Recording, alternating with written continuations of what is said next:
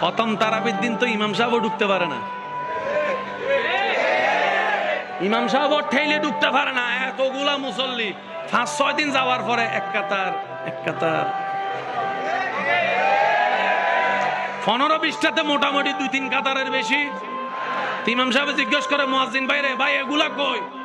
সবগুলা মার্কেটে। সবগুলা কই? আরো জোরে বলেন।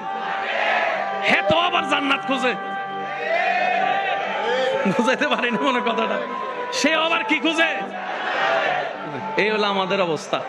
তা আমি আমার ভালো চিন্তা করি, আপনি আপনারটা করেন, অন্যের দোষ আর ধরেন না ভাই।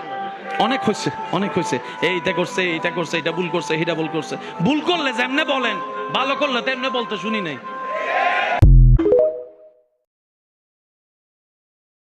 যদি পৃথিবীতে আসলে সুখ শান্তিতে থাকার আমাদের ইচ্ছা থাকে, মনটাকে সাগরের মতো বানাতে হবে। সাগর যেরকম সারা বিশ্বের ময়লা নিজের বুকে নিয়ে পৃথিবীকে পরিষ্কার করে রাখে, মনটাও যদি এরকম করা যায়, সবার কষ্ট বুকে নিয়ে সবার মুখে হাসি ফুটাতে পারি। সুবহানাল্লাহ।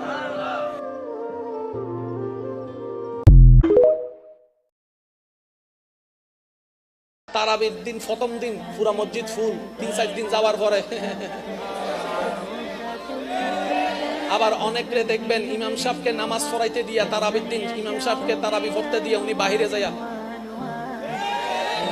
কিরে তুই নামাজ তো শেষ হয়ে যাবে, রুকুতে চলে যাবে তো, বা হুজুর রুকুতে যাওয়ার আগে আমি সিগন্যাল পাবো, তখন যাইয়া নিয়ে বানবো।